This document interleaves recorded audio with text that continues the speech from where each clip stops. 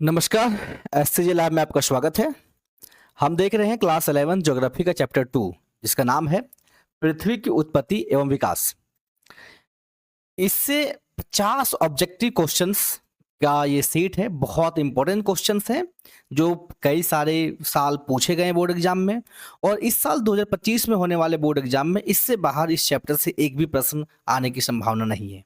तो आप अगर पेशेंस रख के 50 क्वेश्चन की सीरीज को देखते हैं, समझते हैं और प्रैक्टिस करते हैं मेरे साथ, तो आप पूर्ण विश्वास रखिए कि बोर्ड एग्जाम 2025 में इस चैप्टर से इससे बाहर प्रश्न नहीं आने वाले हैं। तो चलिए शुरू करते हैं। तो आज का पहला प्रश्न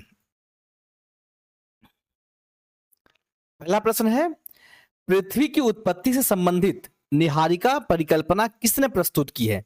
तो हमने पहले आपको बताया है कि जब भी हम आपको क्वेश्चन प्रैक्टिस करवाएं, आप एक बार हमारे आंसर बताने से पहले अपने मन में आंसर जरूर सोचें।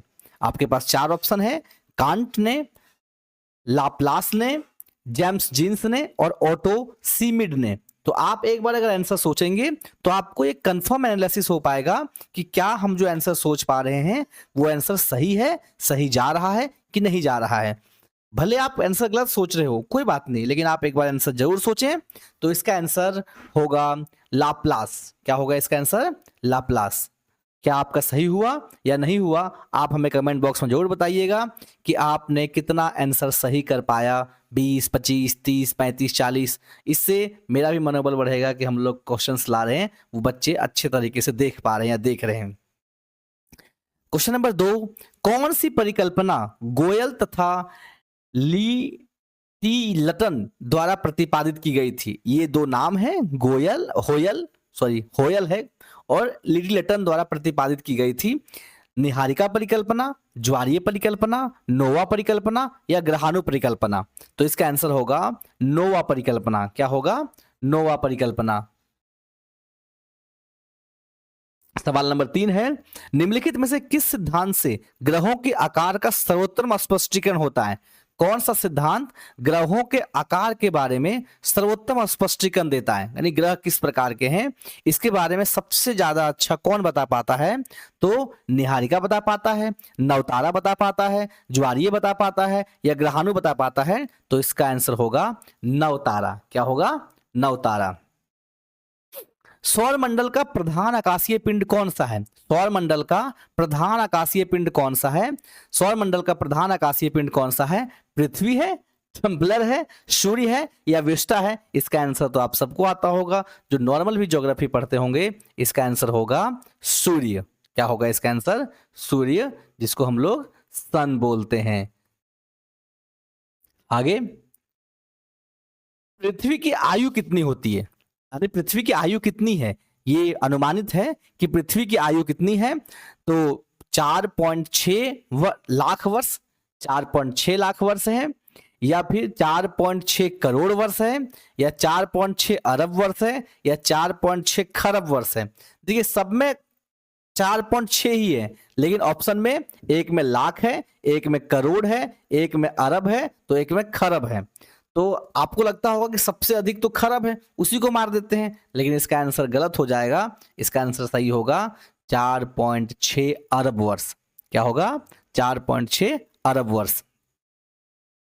सवाल नंबर 6, बिग बैंग की घटना आज से कितने वर्ष पूर्व हुई थी? बिग बैंग सिद्धांत, जिस सिद्धांत में बताया गया था कि पृथ्वी जो है एक बड़े से चट्टान को टूट कर बना है। इस सिद्धांत को आज से कितने वर्ष पूर्व ये घटना के बारे में अनुमान लगाया गया था या बताया गया था कि घटना हुई है? 13.7 करोड़ वर्ष पहले, 13.7 अरब वर्ष पहले, 4.4 अरब वर्ष पहले या 5.6 करोड़ वर्ष पहले? आप आंसर सोच लिए होंगे। इसका आंसर होगा, आप सोचें क्या होगा आंसर, आप कमेंट बॉक्स में लिख सकते हैं इसका आंसर। इसका आंसर होगा 13.7 अरब वर्ष पहले। क्या होगा? 13.7 अरब वर्ष पहले।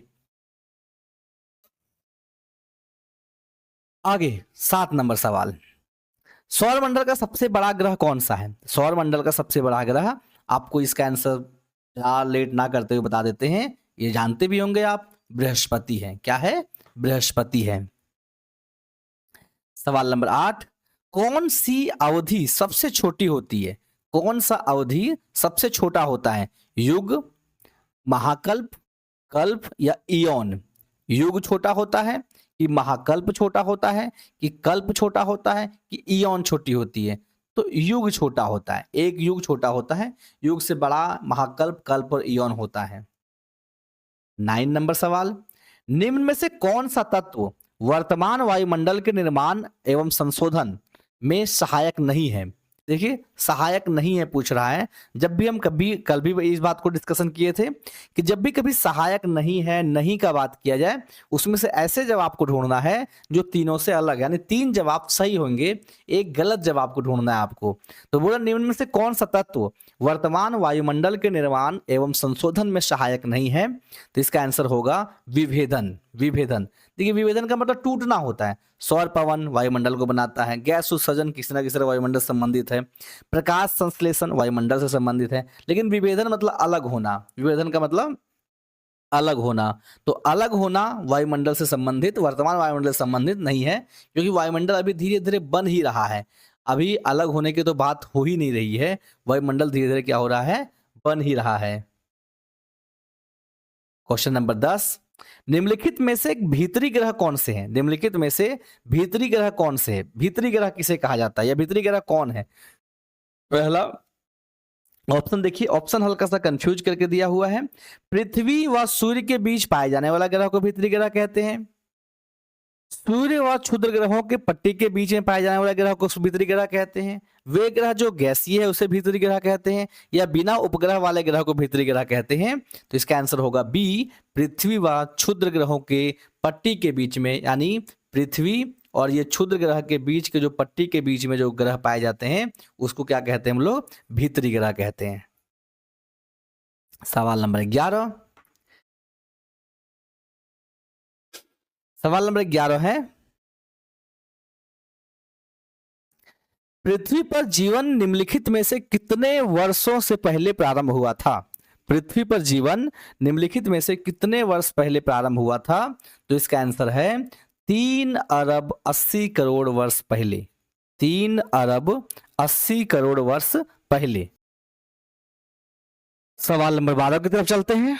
सवाल नंबर 12 है, कौन सा ग्रह जोवियन ग्रह नहीं है? कौन सा ग्रह जोवियन ग्रह नहीं है? तो आपके पास ऑप्शन है बुध ग्रह, बृहस्पति ग्रह, यूरेनियम ग्रह, यूरेनस ग्रह और प्लूटो ग्रह। बुध ग्रह, बृहस्पति ग्रह, यूरेनस ग्रह और प्लूटो ग्रह। तो इसका आंसर होगा, आपको पता होना चाहिए, बाहरी ग्रह को कहा जाता है और बृहस्पति इसमें शामिल है, यूरेनियम भी शामिल है, प्लूटो भी शामिल है, ये बुध ग्रह होगा। क्या होगा? बुध ग्रह। सवाल नंबर 13, सवाल नंबर 13, निम्नलिखित में से कौन सी संख्या पृथ्वी के आयु को प्रदर्शित करती है? यानी जो संख्या दिया हुआ है उसको पृथ्वी के आयु को कौन प्रदर्शित कर रहा है? ये सवाल आपको पहले भी पूछा गया, लेकिन वो सवाल क्या था? खरब वर्ष में पूछा गया था, यहाँ करोड़ में दिया हुआ है। तो आप अगर निकाल सकते हैं तो इसका आंसर होगा बी, 4600 करोड़। वहां लिखा हुआ था 4.6 अरब वर्ष, ठीक है, अरब वर्ष लिखा हुआ था, और यहाँ होगा ऑप्शन दिया हुआ 4600 करोड़ में। तो अरब वर्ष को हम लोग जब करोड़ में बदलेंगे तो 4600 करोड़ ही आएगा। निम्न में से कौन सी अवधि सबसे लंबी होती है? अब वहां पूछा था छोटी होती है, यहां पूछा है लंबी होती है। तो सबसे लंबी अवधि क्या होती है? इयॉन होती है। कौन सी होती है? इयॉन होती है। और छोटी कौन होती है? तो युग होती है। छोटी कौन होती है? युग होती है। ठीक है। ये बच्चा वाला सवाल है, सौर मंडल में कितने ग्रह हैं? तो सौर मंडल में 8 ग्रह हैं। कितने ग्रह हैं? तो 8 ग्रह हैं, 8 ग्रह हैं। लेकिन फिर भी एग्जाम में पूछे जाते हैं ये सवाल। कौन सा ग्रह भीतरी ग्रह है? कौन सा ग्रह भीतरी ग्रह है? तो पृथ्वी को जो है भीतरी ग्रह कहा जाता है। पृथ्वी को क्या कहा जाता है? भीतरी ग्रह कहा जाता है। कौन सा ग्रह भीतरी ग्रह नहीं है? सवाल देखिए बदल दिया गया है। कौन सा ग्रह भीतरी ग्रह नहीं है? अब यहाँ कहिएगा सर आप बोल रहे पृथ्वी को भीतरी ग्रह कहा जाता, नहीं, ये 4 ऑप्शन में पृथ्वी जो है भीतरी ग्रह है। अब यहाँ पूछा है कौन सा ग्रह भीतरी ग्रह नहीं है, यानी इसमें 3 ऐसा ग्रह है जो भीतरी ग्रह ऑलरेडी है। तो इसका आंसर ऐसा खोजना है जो भीतरी ग्रह नहीं हो, इसका आंसर है Shani, D option Shani. 18 Immanuel Kant किस देश के निवासी थे? एमुनुल कांट जो है वो किस देश के निवासी थे? तो ये जर्मनी के निवासी थे। कहाँ के निवासी थे? तो जर्मनी के निवासी थे। सवाल नंबर 19 लाप्लास ने निहारिका सिद्धांत कब प्रस्तुत किया था? निहारिका सिद्धांत जब आपको पढ़ाया गया था, आप ध्यान दिए होंगे, जिसमें बहुत सारे तारे जैसे दिखाई देते थे, वो सिद्धांत कब लाप्लास ने दिया था? तो यह सिद्धांत जो है लाप्लास ने 1976 ईस्वी में दिया था। कब दिया था? 1976 ईस्वी में दिया था। सवाल नंबर 20 सूर्य से गैसीय पदार्थ किस बल द्वारा अलग हुए? सूर्य से गैसीय पदार्थ किस बल द्वारा अलग हुए? ये बताया गया था कि सूर्य में जो है गैसीय पदार्थ होती है और ये पूरी तरह गैस का बना हुआ है और बाद में ये पदार्थ जो है वो अलग हो गया था। तो सवाल ये पूछ रहा है कि सूर्य से गैसीय पदार्थ किस बल द्वारा अलग हुए? किस बल द्वारा अलग हुआ? तो ये बल था घूर्णन। क्या था? घूर्णन। नो, घूर्णन तो एक बल है ही नहीं है। तो घूर्णन क्या है? एक बल नहीं है। तो इसका आंसर ये गलत होगा क्योंकि घूर्णन तो बल ही नहीं है ना। इसका आंसर होगा गुरुत्वाकर्षण। ठीक है, क्या होगा इसका आंसर? गुरुत्वाकर्षण। इसको हम लोग मिटा देते हैं। इसका आंसर क्या होगा?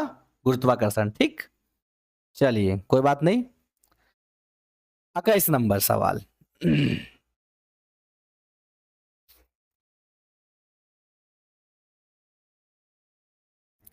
सवाल नंबर 21 की तरफ चलते हैं।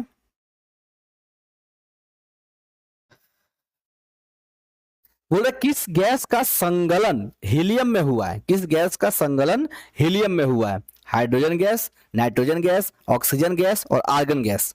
Hydrogen gas, nitrogen gas, oxygen gas और आर्गन गैस। तो इसमें आंसर होगा हाइड्रोजन गैस। क्या होगा इसका आंसर? Hydrogen gas. ठीक है। सवाल नंबर 22 चंद्रमा की उत्पत्ति कितने वर्ष में हुई है? चंद्रमा की उत्पत्ति जो है वो कितने वर्ष में हुई है? तो 4.44 अरब वर्ष, 4.44 अरब वर्ष में। निहारिका सिद्धांत किस विद्वान द्वारा प्रस्तुत किया गया है? तो अभी हम बताएं, लाप्लेस लिखा हुआ है, यहाँ लाप्लास भी लिखा हुआ रहता है, कोई दिक्कत नहीं है, इसे कोई दिक्कत में बात नहीं है। लाप्लेस किस विषय का विद्वान था? लाप्लेस जो है किस विषय का विद्वान था? तो लाप्लेस जो है वो गणित का विद्वान था। कहाँ, किस विषय का विद्वान था? तो गणित का विद्वान था। आगे 25 नंबर जेम्स और जेफरी ने कौन सा सिद्धांत प्रस्तुत किया? जेम्स और जेफरी ने कौन सा सिद्धांत प्रस्तुत किया? तो द्वितारक सिद्धांत प्रस्तुत किया। कौन सिद्धांत प्रस्तुत किया? तो द्वितारक सिद्धांत प्रस्तुत किया। क्वेश्चन नंबर 26 ओटो शिमिड किस देश का वैज्ञानिक था? ओटो शिमिड किस देश का वैज्ञानिक था? तो ओटो शिमिड जो है वो रूस का वैज्ञानिक था। कहाँ का वैज्ञानिक था? तो रूस का वैज्ञानिक था। सौर निहारिका की प्रमुख गैस कौन सी थी? सौर निहारिका की प्रमुख गैस कौन सी थी? तो सौर निहारिका की प्रमुख गैस जो है वो हाइड्रोजन थी। कौन सी थी? तो हाइड्रोजन थी। कौन सी थी? तो हाइड्रोजन थी।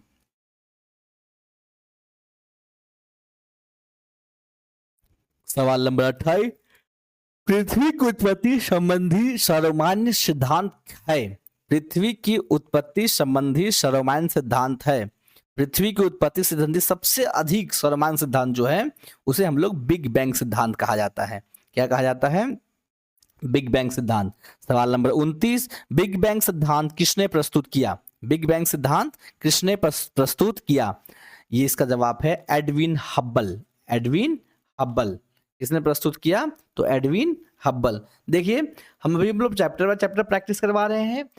जिस समय बोर्ड एग्जाम होगा उस समय अंतिम दौर में हम लोग सेट प्रैक्टिस करवाएंगे। जब भी चैप्टर बाय चैप्टर आप पढ़ के जाएंगे, अच्छा से पढ़ लेंगे, तो आपको सेट में क्वेश्चंस मिलेंगे 40-40 क्वेश्चंस के, 50-50 क्वेश्चन के, सारे पूरे सब्जेक्ट का मतलब पूरे विषय का एक सेट रहेगा जिसमें ये सारे सवाल वहाँ मिलेंगे। और आप जब सेट प्रैक्टिस करके जाएंगे यानी मॉडल सेट प्रैक्टिस करके जाएंगे यानी आप एग्जाम दे के जाएंगे यहाँ, तो आप वहाँ एग्जाम में अच्छा कर पाएंगे। लेकिन इसके लिए ज़रूरी है इस चैप्टर में जो सवाल आपको पढ़ाए जा रहे हैं, अभी बताए जा रहे हैं, इस सवाल का प्रैक्टिस आप 3 महीने जो बचा हुआ समय है उसमें बेधड़क तरीके से जी जान लगा के करें और आसानी से आप करें। जब आप कर लेंगे ऐसा तो आपका सेट आसानी से बनने लगेगा और आप आसानी से 90+ स्कोर कर सकते हैं। सवाल नंबर 30, निम्न में से किस सिद्धांत को एक तारक परिकल्पना से संबंधित है? एक तारक परिकल्पना से संबंधित है तो किसका सिद्धांत, किस नहीं बोला, किसका सिद्धांत, नहीं कौन दिया था, तो लाप्लास दिया था। कौन दिया था? एक तारक सिद्धांत, तो लाप्लास दिया था। सवाल नंबर 31, ब्रह्मांड की उत्पत्ति का सर्वमान्य नवीनतम सिद्धांत क्या है? ब्रह्मांड की उत्पत्ति का सर्वमान्य नवीनतम सिद्धांत क्या है? तो बिग बैंग सिद्धांत है। क्या है? Big bang. कई तरह के ना क्वेश्चंस आ रहे हैं, एक ही क्वेश्चंस के कई तरह के कारक आ रहे हैं। तो ब्रह्मांड की उत्पत्ति का सर्वमान्य नवीनतम सिद्धांत क्या है? तो बिग बैंग सिद्धांत है। सवाल नंबर 32, सवाल नंबर 32 है, निम्नलिखित में से किस सिद्धांत को विस्तारित ब्रह्मांड परिकल्पना के नाम से जाना जाता है? विस्तरित ब्रह्मांड परिकल्पना के नाम से जाना जाता है। किस सिद्धांत को विस्तरित ब्रह्मांड परिकल्पना के नाम से जाना जाता है? निहारिका सिद्धांत, ज्वारीय सिद्धांत, बिग बैंग सिद्धांत या ग्रहाणु सिद्धांत। ये 4 ऑप्शन आपके पास है। विस्तरित ब्रह्मांड परिकल्पना के नाम से इनमें निम्नलिखित में किसे जाना जाता है, इसे आपको बताना है। आप मन में आंसर सोच लिए होंगे तो इसका आंसर आप जो भी सोचे होंगे, लेकिन इसका आंसर होगा बिग बैंग सिद्धांत। तो कई तरह का नहीं, एक ही क्वेश्चन को कितने तरह से पूछा जा सकता है, ये आपको हम दिखाने का प्रयास कर रहे हैं। अगर आप अभी समझ लेते हैं तो एग्जाम में आपको ये गलती नहीं करना होगा। आगे, एडविन हबल का संबंध निम्नलिखित में किस परिकल्पना से? अभी कुछ देर पहले बताए थे। एडविन हबल ने एक सिद्धांत को खोज किया था और अगर आप याद रखे होंगे तो आप इसका आंसर मन में सोच लिए होंगे। इसका आंसर होगा बिग बैंग सिद्धांत। यानी आपको समझ में आ गया होगा कि बिग बैंग सिद्धांत से एक क्वेश्चन तो एग्जाम में आने ही वाला है इस चैप्टर से। प्रकाश वर्ष, क्वेश्चन नंबर 34, प्रकाश वर्ष निम्न में से किसकी इकाई है? प्रकाश वर्ष जो है निम्न में से कौन क्या मापता है? तो इसका आंसर आप जानते हैं, दूरी मापता है। क्या मापता है? दूरी मापता है। यानी सूर्य और पृथ्वी के बीच की जो दूरी है उसको प्रकाश वर्ष द्वारा मापा जाता है। निम्नलिखित में से जो बाह्य ग्रह हैं, जो बाह्य ग्रह हैं, जोवियन ग्रह नहीं है, बताइए। निम्नलिखित में से जो बाह्य है ना, जोवियन को बाह्य कहा जाता है, ठीक है। इनमें से कौन नहीं है ये आपको बताना है। कई बार सवाल पूछा है लेकिन ऑप्शन बदल बदल के पूछा है। क्या किया है? ऑप्शन बदल बदल के पूछा है और ऐसा ही एग्जाम में कर सकता है। ये बुध ग्रह है। क्या है? बुध ग्रह है। सबसे अधिक उपग्रहों की संख्या निम्न में से किस ग्रह का है? सबसे अधिक उपग्रहों की संख्या निम्न में से किस ग्रह में है? तो पृथ्वी, बृहस्पति, शनि या यूरेनस। ये 4 में से किस ग्रह में सबसे अधिक उपग्रह हैं? तो शनि के जो हैं सबसे अधिक उपग्रह है ये 4 ऑप्शन में से, ठीक है। आगे,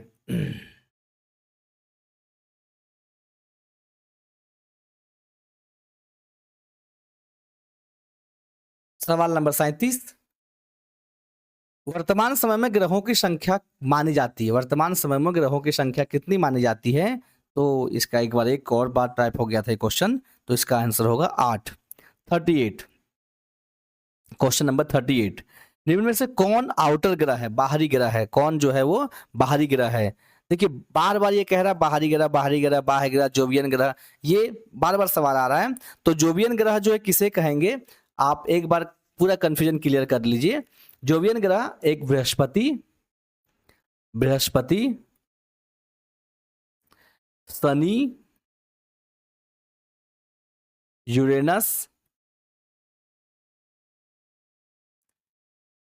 यूरेनस और नेपच्यून,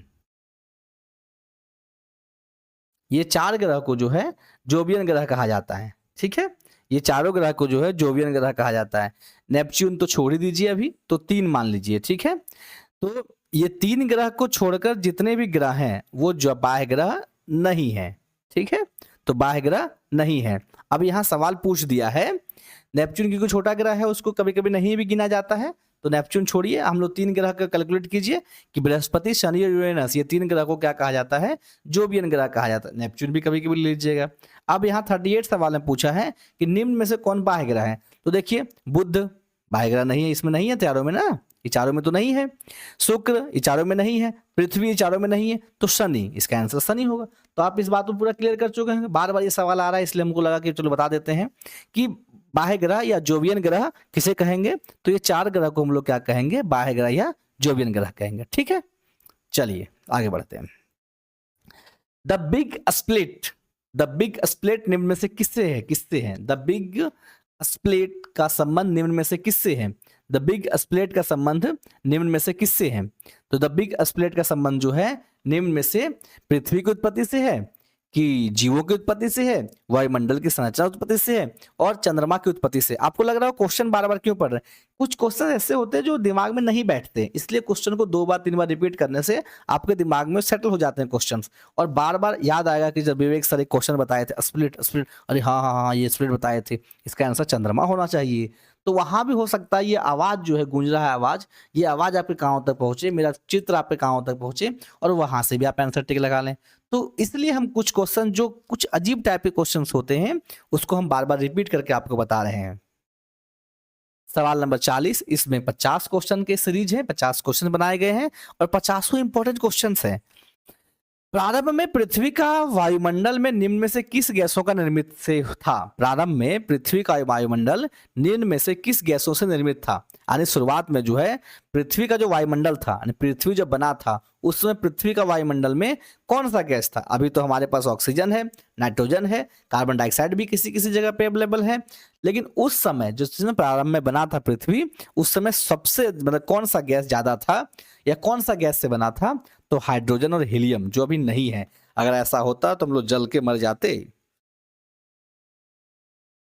सवाल नंबर 41, ब्रह्मांड के विस्तार के संदर्भ में स्थिर अवस्था का संकलन प्रस्तुत की है। ब्रह्मांड के विस्तार के संबंध में स्थिर अवस्था संकलन प्रस्तुत की है, किसने की है? ओटो सिमिड ने, होयल ने, जेम्स जीन्स ने और ली टी लटन ने। ब्रह्मांड के विस्तार के संदर्भ में स्थिर अवस्था का संकलन किसने प्रस्तुत की है? ओटो सिमिड ने, होयल ने, जेम्स जीस ने और लिलिटन ने। किसने प्रस्तुत की है? तो इसका आंसर होना चाहिए आपके अनुसार से क्या? आप सोचे होंगे, आप सोचे नहीं होंगे तो हम तो बता ही दे रहे हैं, होयल। क्या होगा इसका आंसर? होयल। चलिए सवाल नंबर 42, निहारिका परिकल्पना में संशोधन निम्न में से किसने किया? निहारिका परिकल्पना में कुछ जो डाउट्स थे, प्रॉब्लम्स थे, क्रिएशन से, उसका संशोधन किसने किया? 4 लोग हैं और इस 4 लोग में किसने संशोधन किया था? ओटो सिमेड और वाइजास्कर ने, एडविन हब्बल ने, चैम्बरलिन और मोल्टन और लास्ट में लिली लटन ने। ये 4 लोगों में से किसने जो है इसका संशोधन किया था? किसका? तो निहारिका परिकल्पना का। तो इसका आंसर है ओटो सिमेड और वाइजास्कर ने। ठीक है। सवाल नंबर 43, पृथ्वी की उत्पत्ति के बारे में ज्वारीय परिकल्पना किसने प्रस्तुत की थी? ज्वारीय परिकल्पना किसने प्रस्तुत की थी? ये क्वेश्चन देखिए 2019 एग्जाम में पूछा हुआ है। तो सर जेम्स जीन ने, सर जेम्स जीन ने की थी। चलिए सवाल नंबर 43 के बाद 44 की तरफ चलते हैं। दोनों सिरों पर लघुत्तम ग्रहों तथा मध्य पर बड़ा ग्रह सौरमंडल की उत्पत्ति के संदर्भ में इस कथन का समर्थन निम्न में से किस विद्वान द्वारा किया जाता है या कौन विद्वान करता है? यह कथन कौन विद्वान कहता है कि यह कथन सही है? तो कौन सा सिद्धांत कहता है कि यह कथन सही है?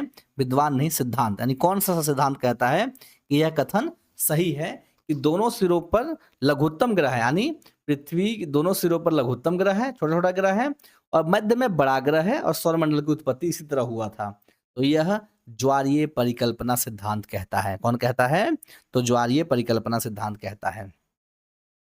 सवाल नंबर 45, यह कथन किसका है कि मुझे पदार्थ दो, मैं तुम्हें दिखाऊंगा कि पृथ्वी कैसे बनती है? देखिए कितना बढ़िया स्टेटमेंट था। मुझे पदार्थ दो, तुम मुझे पदार्थ दे दो, हम तुमको बता देंगे कि पृथ्वी कैसे बनती है। उसमें क्या घबराने की बात है? यह कथन किसने कहा था? तो यह कथन कांट ने कहा था। किसने कहा था? तो कांट ने कहा था। किसने कहा था? कांट ने कहा था। सवाल नंबर 46, निम्नलिखित में से कौन सा युग्म सुमेलित नहीं है? कौन सा युग्म सुमेलित नहीं? देखिए ये सवाल बहुत बड़ा है और कभी कभी ये सवाल बहुत कंफ्यूजन होता है, फिर हम लोग क्या करते हैं 2-3 बार घूमते घूमते फिर छोड़ देते हैं। कांट गैसीय परिकल्पना दिया था, सही बात है, दिया था। कांट ने क्या दिया था? गैसीय परिकल्पना दिया था, एकदम दिया था। रसेल ने द्विधात्रक परिकल्पना दिया था, एकदम दिया था। लाप्लास ने निहारिका परिकल्पना दिया था, एकदम दिया था। अब तीनों सही है, अब बोला सुमेलित नहीं है, इसका मतलब इसका आंसर होगा बी नंबर। बी नंबर इसका आंसर होगा, इसका आंसर होगा बी नंबर। जेम्स जीन्स और जेफरे ने ग्रहाणु परिकल्पना दिया था, नहीं, इसने ग्रहाणु परिकल्पना नहीं दिया था। सवाल नंबर 47, खाली स्थान बौना ग्रह है, खाली स्थान को बौना ग्रह कहा जाता है। अभी हम बताएं एक ग्रह को गायब कर देना है, प्लूटो। प्लूटो क्या कहा जाता है? बौना ग्रह कहा जाता है। क्या कहा जाता है? बौना ग्रह कहा जाता है।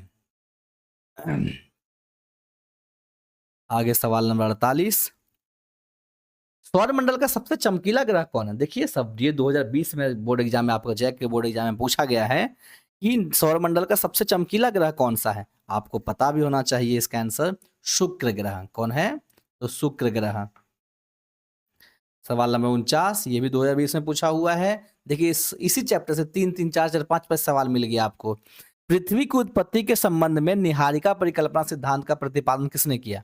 पृथ्वी की उत्पत्ति के संबंध में निहारिका परिकल्पना का सिद्धांत का प्रतिपादन किसने किया? Laplace, James Jeans, Otto Smith और कांट। ये पहले भी सवाल आपको कराए जा चुके हैं, तो आपको पता होना चाहिए लाप्लास। क्या होना चाहिए? लाप्लास। और सवाल नंबर 50, ये लास्ट सवाल है इस चैप्टर का। पृथ्वी अपने अक्ष पर किस दिशा में घूमती है? ये 2020 का पूछा हुआ है, इसलिए हम इसे डालें। पृथ्वी अपने अक्ष पर किस दिशा में घूमती है?